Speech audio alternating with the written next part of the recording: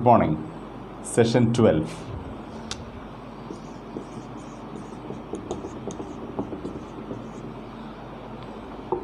Today we are discussing reading.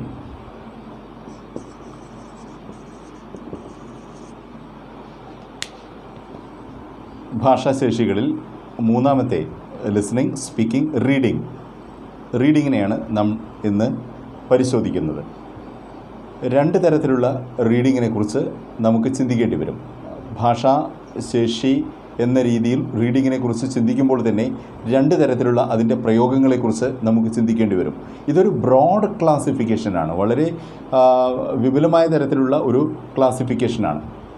ഇത് നമുക്ക് reading എന്ന പ്രക്രിയയെ മനസ്സിലാക്കാൻ, കൂടുതൽ ആഴത്തിൽ മനസ്സിലാക്കാൻ ഉപകരിക്കും. ഓക്കെ, അപ്പോൾ ഒരു തരത്തിലുള്ള റീഡിംഗ് എന്നുള്ളതുകൊണ്ട് നാം ഉദ്ദേശിക്കുന്നത് കോംപ്രിഹെൻഷനാണ്.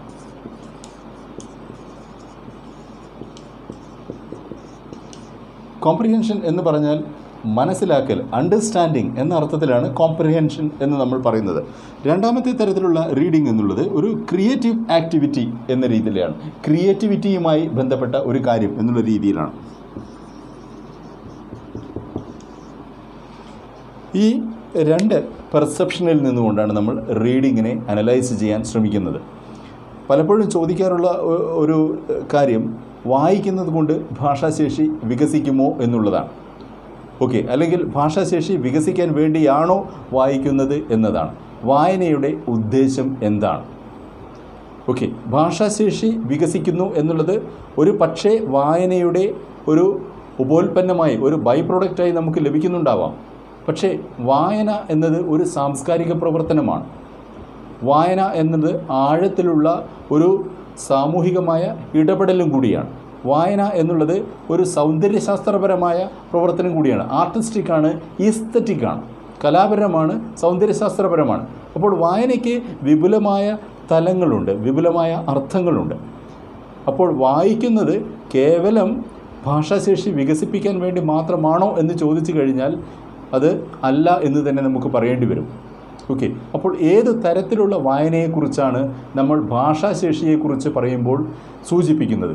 ഇംഗ്ലീഷ് ഭാഷാശേഷി വികസിപ്പിക്കുന്നതിനെക്കുറിച്ച് പറയുന്ന പരിസരത്തിൽ നമ്മൾ ഏത് തരത്തിലുള്ള വായനയെക്കുറിച്ചാണ് പറയുന്നത് എന്നാണ് പ്രധാനപ്പെട്ട ചോദ്യം. ഈ ചോദ്യത്തിൻ്റെ ഉത്തരം മനസ്സിലാക്കുന്നത് വളരെ പ്രാഥമികമായ ഒരു കാര്യമാണ്. കാരണം എല്ലാവരും ചോദിക്കുന്ന ഒരു ചോദ്യം, ഏത് പുസ്തകങ്ങൾ വായിച്ചാൽ ഇംഗ്ലീഷ് ഭാഷാശേഷി മെച്ചപ്പെടും?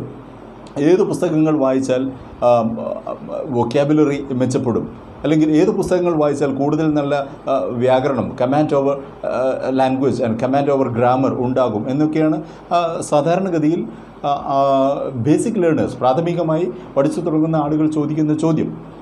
ഓക്കെ, അപ്പോൾ കൃത്യമായും നാം മനസ്സിലാക്കേണ്ട ഒരു കാര്യം, ഇത്തരത്തിലുള്ള പ്രായോഗികമായ ഉദ്ദേശങ്ങൾ എന്ന് പറയുന്നത് യൂട്ടിലിറ്റേറിയനാണ്. Okay, പ്രായോഗികമാണ്, പർപ്പസ്ഫുള്ളാണ്, okay, ഇൻറ്റൻഷനലാണ്.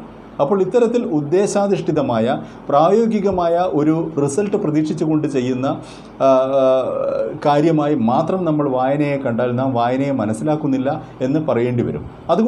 അതുകൊണ്ടാണ് വായനയെ രണ്ട് രീതിയിൽ കാറ്റഗറൈസ് ചെയ്തുകൊണ്ട് നമ്മൾ അതിനെ പഠിക്കാൻ ശ്രമിക്കുന്നത്.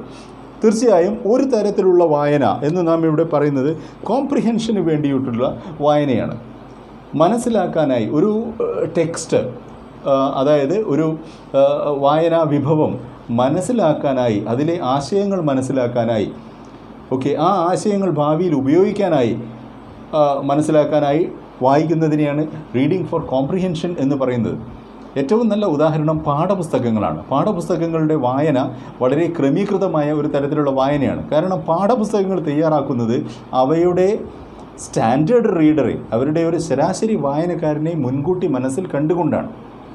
ആ വായനക്കാരൻ്റെ പ്രായം, ആ വായനക്കാരൻ്റെ സാംസ്കാരികവും വിദ്യാഭ്യാസപരവുമായ പശ്ചാത്തലം, ആ വായനക്കാരൻ്റെ വായിക്കാനുള്ള സന്നദ്ധത, ഇതെല്ലാം കണക്കിലെടുത്ത് ഗ്രേഡഡ് എന്നതാണ് നമ്മളതിനെ പറയുക. ഗ്രേഡഡ് വൊക്കാബുലറി എന്ന് പറയും. തരംതിരിച്ചിട്ടുള്ള ഒരു പദാവലി മാത്രം ഉപയോഗിച്ചുകൊണ്ട്, കൃത്യമായി അടയാളപ്പെടുത്തിയിട്ടുള്ള ഒരു പദാവലി മാത്രം ഉപയോഗിച്ചുകൊണ്ട് തയ്യാറാക്കിയിട്ടുള്ള വായനാ വിഭവങ്ങളാണ് പാഠപുസ്തകങ്ങൾ എന്ന് പറയുന്നത്. ഈ പാഠപുസ്തകങ്ങൾ നമുക്ക് കോംപ്രിഹെൻഷൻ റീഡിങ്ങിന് വേണ്ടി ഉപയോഗിക്കാവുന്നതാണ്. ഏതൊരു പാഠപുസ്തകവും ഈ കാര്യത്തിന് വേണ്ടി ഉപയോഗിക്കാവുന്നതാണ്. ഇതിന് പാഠപുസ്തകങ്ങൾ മാത്രമല്ല, ഇപ്പോൾ ബ്രോഷറുകൾ അല്ലെങ്കിൽ പാംലെറ്റുകൾ, ലഘുലേഖകൾ, ഓക്കെ, ഇത്തരത്തിലുള്ള സാധനങ്ങളൊക്കെ കോംപ്രിഹെൻഷന് വേണ്ടി വായിക്കാവുന്നതാണ്. അല്ലെങ്കിൽ യാത്രാ വിവരണങ്ങൾ, ട്രാവലോഗ് എന്നുള്ള അർത്ഥത്തിലല്ല, ഒരു യാത്രയ്ക്ക് വേണ്ടി തയ്യാറാക്കിയിട്ടുള്ള അറിയിപ്പുകൾ, അല്ലെങ്കിൽ ഇൻ്റർനെറ്റിലോ അല്ലെങ്കിൽ അത്തരത്തിലുള്ള പ്ലാറ്റ്ഫോമിലോ നമുക്ക് ലഭിക്കുന്ന ഇൻഫോർമേറ്റീവായിട്ടുള്ള കുറിപ്പുകൾ, ഇതെല്ലാം ഇത്തരത്തിലുള്ള വായനയ്ക്ക് വേണ്ടി നമുക്ക് ഉപയോഗിക്കാവുന്നതാണ്. ഓക്കെ, അത് ഗ്രേഡഡ് ആണ്. അതിലെ പദാവലിയും അതിലെ പ്രയോഗങ്ങളും ഒക്കെ ഗ്രേഡഡ് ആയതുകൊണ്ട് അത്തരത്തിലുള്ള പദാവലിയുടെ കാര്യത്തിലും അത്തരത്തിലുള്ള വ്യാകരണത്തിൻ്റെ കാര്യത്തിലും നമുക്ക് വലിയ ഒരു നിയന്ത്രണം കൈവരും എന്നുള്ളത് തീർച്ചയാണ്. ഇങ്ങനെ വായിച്ചു കഴിഞ്ഞാൽ ലഭിക്കുമെന്നുള്ളത് തീർച്ചയാണ്. അത് എത്രമാത്രം ഭാഷാ സ്വാതന്ത്ര്യം നമുക്ക് തരുമെന്ന് ചോദിച്ചു കഴിഞ്ഞാൽ അതിൻ്റെ ഒരു ഫലം സംശയാസ്പദമാണ് എന്നേ പറയാൻ പറ്റുകയുള്ളൂ. അതുകൊണ്ട് രണ്ടാമത്തെ തരത്തിലുള്ള വായന അല്ലെങ്കിൽ സ്വതന്ത്രമായ വായന, ഓക്കെ, ഉൽപാദനപരമായ ക്രിയേറ്റീവായിട്ടുള്ള വായന എന്നുള്ളതിനെക്കുറിച്ച് നമുക്ക് ചിന്തിക്കേണ്ടി വരുന്നു. ഫ്രാൻസിസ് ബേക്കൺ 18-ാം നൂറ്റാണ്ടിലെ ജീവിച്ചിരുന്ന ഒരു ഇംഗ്ലീഷ് എസ്സേയിസ്റ്റ് ആയിരുന്ന ഫ്രാൻസിസ് ബേക്കൺ വളരെ മനോഹരമായി ഈ കാര്യം അവതരിപ്പിക്കുന്നുണ്ട്. ഓൺ റീഡിംഗ് എന്നാണ് ആ എസ്സേയുടെ പേര്. അതിൽ അദ്ദേഹം പറയുന്നു, reading makes a full man, conference a ready man, writing an exact man എന്നാണ്. വായന ഒരു പൂർണ്ണ മനുഷ്യനെ സൃഷ്ടിക്കുന്നു. ലിസണിങ്, കോൺസെൻട്രേഷൻ, ഓക്കെ, കോൺഫറൻസ് ഒരു തയ്യാറായ മനുഷ്യനെ, സന്നദ്ധനായ മനുഷ്യനെ സൃഷ്ടിക്കുന്നു, ready man. And writing an exact man, എഴുതാനുള്ള കഴിവ്, ഒരു കാര്യം ആലേഖനം ചെയ്യാനുള്ള, എഴുതാനുള്ള കഴിവ്, it makes an exact man എന്നാണ്. ഒരു കൃത്യതയുള്ള, പ്രിസൈസായ ഒരു മനുഷ്യനെ സൃഷ്ടിക്കുന്നു എന്നുള്ളതാണ്. അപ്പോൾ ഭാഷാപരമായ ശേഷികളാണ് ഒരു മനുഷ്യനെ പല തലത്തിൽ സൃഷ്ടിക്കുന്നത് എന്നത് അവിടെ വ്യക്തമാണ്. ഭാഷയാണ് ഒരു മനുഷ്യനെ സൃഷ്ടിക്കുന്നത് എന്നത് വ്യക്തമാണ്. ഭാഷ സൃഷ്ടിക്കുന്നത് മനുഷ്യൻ്റെ ആന്തരിക വ്യക്തിത്വമാണ്, അവൻ്റെ കൾച്ചറൽ ഐഡൻറ്റിറ്റിയാണ്, സാംസ്കാരികമായ സത്വമാണ് ഭാഷ സൃഷ്ടിക്കുന്നത് എന്നാണ്. അതുകൊണ്ടാണ് നമ്മൾ സ്റ്റൈൽ ഈസ് ദ മാൻ എന്ന് പറയുന്നത്. ഒരാളുടെ ശൈലി എന്താണോ, അയാളുടെ ആവിഷ്കരണ ശൈലി എന്താണോ, അതാണ് അയാളുടെ സത്ത എന്ന് നാം പറയാൻ കാരണം. അപ്പോൾ നാം തിരിച്ചു വരികയാണ്. അപ്പോൾ reading as A creative enterprise എന്ന് പറഞ്ഞാൽ, ഒരു സർഗാത്മകമായ വ്യാപാരം എന്ന രീതിയിൽ വായന എന്ന് പറഞ്ഞു കഴിഞ്ഞാൽ അത് നമ്മളെ പൂർണ്ണമായും ഉൾക്കൊള്ളുന്ന ഒരു പ്രവർത്തനമാണ്. അതുകൊണ്ടാണ് ഞാൻ മുൻപൊരു ക്ലാസ്സിൽ പറഞ്ഞതുപോലെ തന്നെ പല തലത്തിൽ വായന നടക്കുന്നത്. Okay, reading the lines, reading between the lines, reading beyond the lines എന്നൊക്കെ നമ്മൾ അതിനെ തരംതിരിക്കാറുണ്ട്. എഴുത്തുകാരൻ എഴുതി വച്ചിരിക്കുന്ന കാര്യം അങ്ങനെ വായിക്കാനുള്ള കഴിവ് റീഡിങ് ദ ലൈൻസേ ആവുന്നുള്ളൂ. ഓക്കെ, വാക്കുകൾക്ക് കൊണ്ണോട്ടേറ്റീവും ഡിനോട്ടേറ്റീവുമായിട്ടുള്ള അർത്ഥമുണ്ട് എന്ന് പറയാറുണ്ട്. ഓക്കെ, അത് ഒരു പദത്തിന് അതിന് ഡിക്ഷണറിയിൽ കാണുന്ന ഒരർത്ഥവും അതിന് പുറത്തുള്ള സൂചക സ്വഭാവമുള്ള നിരവധി അർത്ഥങ്ങൾ വേറെയുമുണ്ട് എന്നുള്ളതാണ് ഭാഷയുടെ ഒരു പ്രത്യേകത. പ്രത്യേകിച്ചും ഇംഗ്ലീഷ് പോലെ തികച്ചും പ്രത്യുൽപാദനപരമായ റീജനറേറ്റീവായിട്ടുള്ള ഒരു ഭാഷയുടെ പ്രത്യേകത അതാണ്. അത് അർത്ഥങ്ങളെ നിയന്ത്രിക്കുന്നില്ല, അർത്ഥങ്ങളെ സ്വതന്ത്രമാക്കുകയാണ് ചെയ്യുന്നത്. ഓക്കെ, അതിന് റിലീസിങ് മീനിങ്സ് എന്ന് വേണമെങ്കിൽ നമുക്ക് പറയാം. അതുകൊണ്ട് ഒരു നല്ല രീതിയിൽ എഴുതപ്പെട്ടിട്ടുള്ള ഒരു പുസ്തകം, ഓക്കെ, അത് ആന്തരാർത്ഥങ്ങൾ ഉൾക്കൊള്ളുന്ന ഒരു പുസ്തകം അതിൻ്റെ അർത്ഥങ്ങളെ സ്വതന്ത്രമാക്കുന്നത് കൊണ്ട് അത് വായിക്കുന്ന വായനക്കാരൻ്റെ സാംസ്കാരിക ചക്രവാളത്തെയും വികസിപ്പിച്ചുകൊണ്ടേയിരിക്കുന്നു, അയാളുടെ ബൗദ്ധിക ജീവിതത്തെയും വികസിപ്പിച്ചുകൊണ്ടേയിരിക്കുകയാണ്. അപ്പോൾ റീഡിംഗ് ദ ലൈൻസിൽ നിന്നും ഒരാൾ പുരോഗമിക്കുന്നത് റീഡിംഗ് ബിറ്റ്വീൻ ദ ലൈൻസിലേക്കാണ്. രണ്ട് വരികൾക്കിടയിൽ ഉള്ള ശൂന്യത, രണ്ട് വരികൾക്കിടയിലുള്ള സ്പേസ്, ഇടം എന്നുള്ളത് വായിക്കുമ്പോഴാണ് എഴുത്തുകാരൻ ഒളിപ്പിച്ചു വെച്ചിട്ടുള്ള ഗൂഢമായ അർത്ഥങ്ങളിലേക്ക് അയാൾക്ക് ചില സൂചനകൾ ലഭിക്കുന്നത്, അയാൾക്ക് ചില പെർമിഷനുകൾ, ഓക്കെ, അനുമതികൾ ലഭിക്കുന്നത്. അതിനും പുറത്ത് വായന അവസാനിപ്പിച്ച പുസ്തകം മടക്കി വെച്ചതിന് ശേഷം അയാൾ വ്യാപരിക്കുന്ന ചിന്താലോകമാണ് റീഡിംഗ് ബിയോണ്ട് ദ ലൈൻസ് എന്നുള്ളതുകൊണ്ട് നമ്മൾ ഉദ്ദേശിക്കുന്നത്. ഇത്തരത്തിലുള്ള 3 വായനയും സാധ്യമാകുന്ന വായനയാണ് നമ്മൾ ക്രിയേറ്റീവ് റീഡിംഗ് എന്നുള്ളതുകൊണ്ട് ഉദ്ദേശിക്കുന്നത്.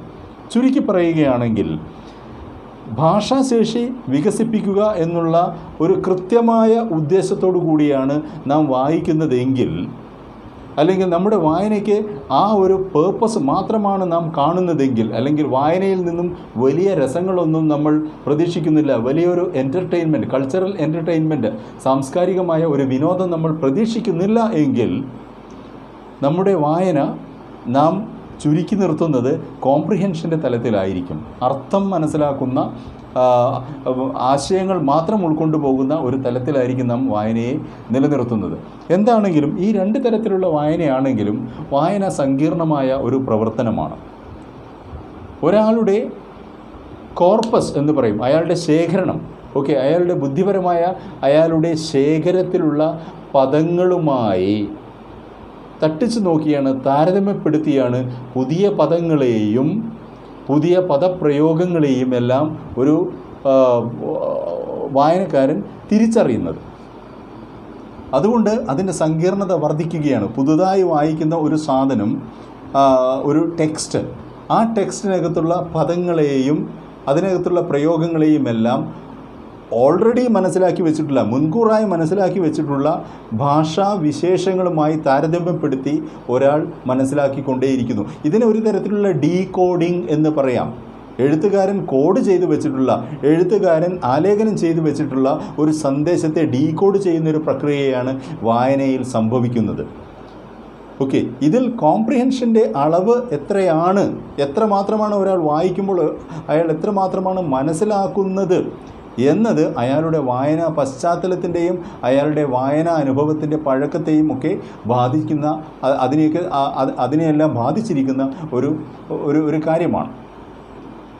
അതുകൊണ്ട് കേവലമായ വായന കൊണ്ട് ഭാഷാശേഷി വികസിക്കുമോ എന്ന് ചോദിച്ചാൽ നമുക്കതിൻ്റെ ഉത്തരം സംശയാസ്പദമാണ് എന്ന് മാത്രമേ പറയാൻ കഴിയുകയുള്ളൂ. എന്നാൽ വായിക്കാതെ ഭാഷാശേഷി വികസിപ്പിക്കാൻ പറ്റുമോ എന്ന് ചോദിച്ചാൽ ഇല്ല എന്ന് തന്നെയാണ് ഉത്തരം. അതുകൊണ്ട് നമ്മുടെ വായന ചുരുക്കി പറയുകയാണെങ്കിൽ പ്രാഥമികമായ തലത്തിൽ നിന്നും ഉയർന്ന തലത്തിലേക്ക് നമ്മൾ വായനയെ വളർത്തിക്കൊണ്ടുപോകേണ്ടതുണ്ട്. വളരെ യാന്ത്രികമായി താഴ്ന്ന സ്കൂൾ ക്ലാസ്സുകൾ മുതൽ നമ്മൾക്ക് ലഭിക്കുന്ന ഒരു ഉപദേശം വായിച്ച് വളരുക എന്നൊക്കെയുള്ള ഉപദേശമാണ്. ഇവിടെ വായനാശേഷിയുടെ വളർച്ചയെയാണോ ഉദ്ദേശിക്കുന്നത്, വ്യക്തിയുടെ വളർച്ചയെയാണോ ഉദ്ദേശിക്കുന്നത് എന്നുള്ളത് വ്യക്തമായി തിരിച്ചറിഞ്ഞ് മനസ്സിലാക്കേണ്ട കാര്യമാണ്. വായനയുടെ ആത്യന്തികമായ നേട്ടം എന്ന് പറയുന്നത് വ്യക്തിപരമായ വളർച്ച തന്നെയാണ്. വ്യക്തിയുടെ പല തലത്തിലുള്ള സവിശേഷതകളിൽ, ശേഷികളിൽ ഒരെണ്ണം മാത്രമാണ് അയാളുടെ ഭാഷാശേഷി എന്നുള്ളത്. ഭാഷാശേഷി തികച്ചും നിർണായകമാണ് എന്നത് അംഗീകരിക്കുമ്പോൾ തന്നെ ഒരു വ്യക്തിക്ക് നിലവിലുള്ള മറ്റു ശേഷികളിൽ ഒരെണ്ണം മാത്രമാണ് അത് എന്ന് നാം മനസ്സിലാക്കേണ്ടതുണ്ട്.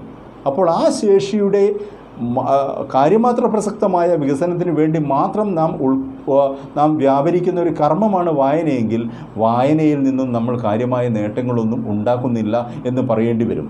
അതുകൊണ്ട് പ്രാഥമികമായ കോംപ്രിഹെൻഷന് വേണ്ടിയുള്ള വായനയിൽ നിന്നും ഏതൊരു വായനക്കാരനും അയാൾ ഭാഷാശേഷി വികസിപ്പിക്കുവാൻ വേണ്ടിയിട്ടാണോ, അതോ അയാളുടെ സാംസ്കാരിക വ്യക്തിത്വത്തിൻ്റെ തനിമ വർദ്ധിപ്പിക്കാൻ വേണ്ടിയിട്ടാണോ, അയാളുടെ ബുദ്ധിജീവിതത്തിൻ്റെ ഘനം വർദ്ധിപ്പിക്കാൻ വേണ്ടിയിട്ടാണോ, അയാളുടെ സത്വബോധത്തെ വർദ്ധിപ്പിക്കാൻ വേണ്ടിയിട്ടാണോ, ഇങ്ങനെയുള്ള താത്വികമായ സൈദ്ധാന്തികമായ ഒരാളുടെ നിലനിൽപ്പിൻ്റെ പല വശങ്ങളെയും സങ്കീർണമാക്കുന്നതിന് വേണ്ടിയിട്ടാണോ അയാൾ വായിക്കുന്നത് എന്നത് അയാൾ എത്ര ഉയർന്ന തലത്തിലേക്ക് വായനയെ വ്യാപരിപ്പിക്കുന്നു എന്നതിനെ ആശ്രയിച്ചിരിക്കും.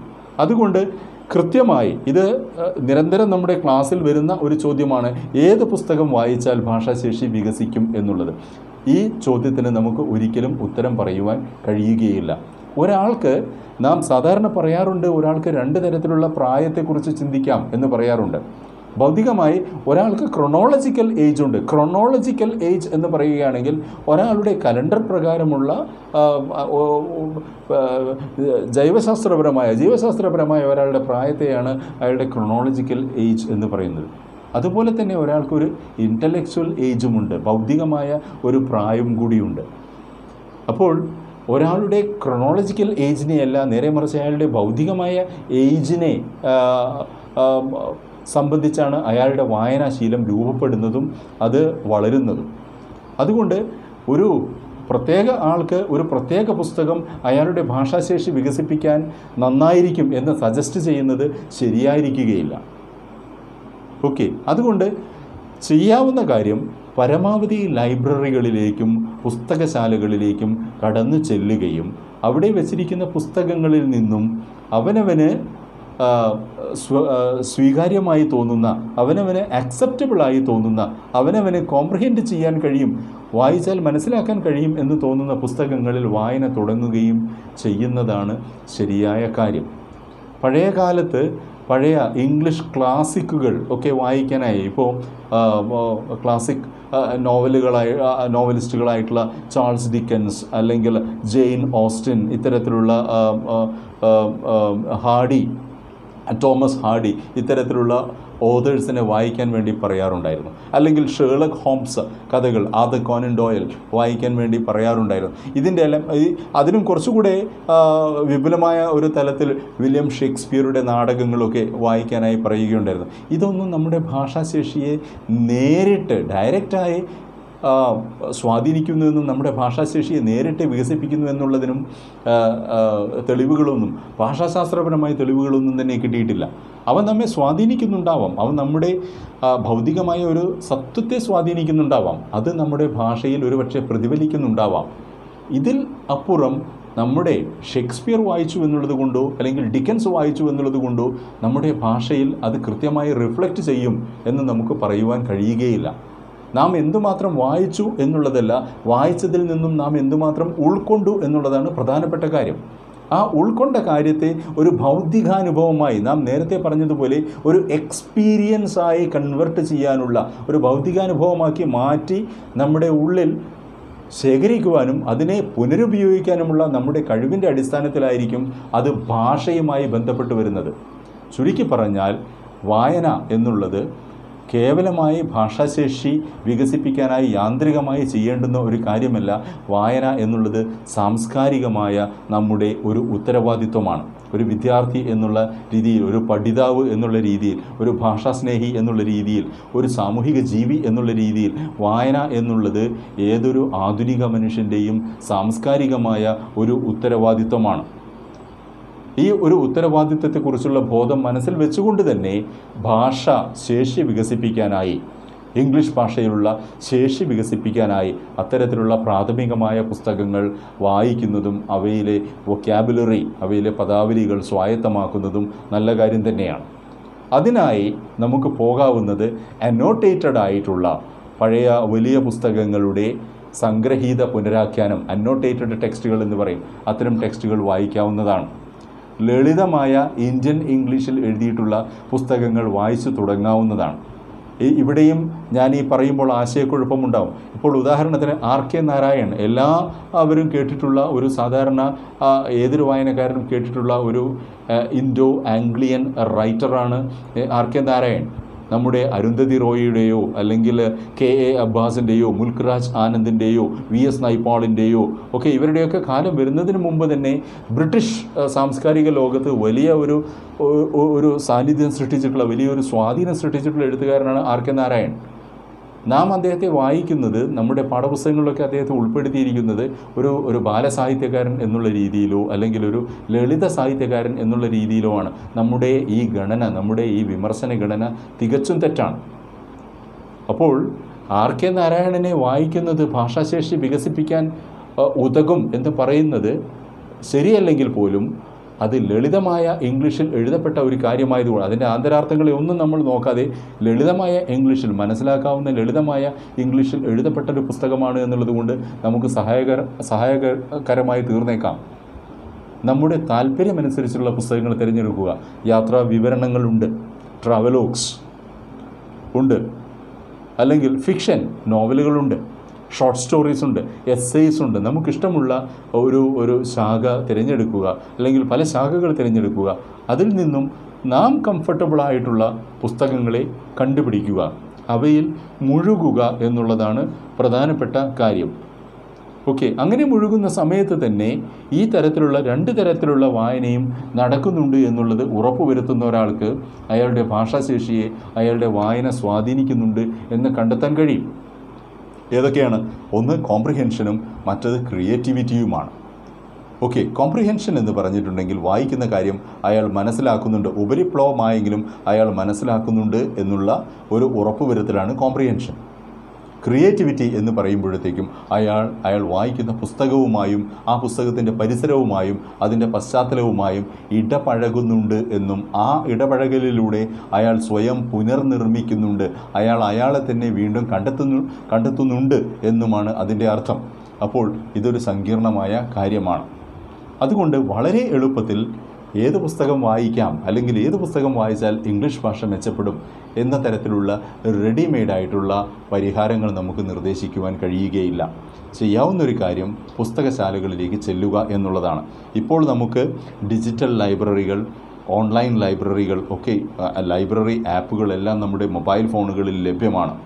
ഓക്കെ, വിപുലമായ സെർച്ച് എഞ്ചിനുകൾ നമുക്കുണ്ട്. നമുക്ക് അന്വേഷിക്കുകയും നമുക്ക് വേണ്ടുന്ന പുസ്തകങ്ങളെ കണ്ടെത്തുകയും ചെയ്യാവുന്നതാണ്. ഓക്കെ, അപ്പോൾ ഇത്തരത്തിലുള്ള കാര്യങ്ങൾ മനസ്സിൽ വെച്ചുകൊണ്ട് ഭാഷാശേഷി വികസിപ്പിക്കുന്നതിനായി തന്നെ ബോധപൂർവം തന്നെ വായനയെ ആരംഭിക്കേണ്ടതാണ്. ആ ആരംഭിക്കുന്ന തലത്തിൽ നിന്നും വായനയെ നമ്മൾ കൂടുതൽ വളർത്തിക്കൊണ്ടുപോകേണ്ടതാണ്. കാരണം വായന എന്ന് പറയുന്നത് നമ്മുടെ ഒരു തരത്തിലുള്ള അപരജീവിതമാണ്. നമുക്ക് നേരിട്ട് ജീവിക്കാൻ കഴിയാത്ത ജീവിതങ്ങളെ, നമുക്ക് നേരിട്ട് ഹാബിറ്റ് ചെയ്യാൻ കഴിയാവുന്ന, നമുക്ക് നേരിട്ട് വസിക്കാൻ കഴിയാവുന്ന ലോകങ്ങളെ നമുക്ക് വസിക്കാനായി പ്രാപ്തമാക്കുന്ന ഒരു പ്രക്രിയയാണ് വായന. അതുകൊണ്ട് അതൊരു വലിയ സാംസ്കാരികമായ പ്രവർത്തനം കൂടിയാണ്. It's a cultural activity, it's a cultural responsibility too. Okay, thank you.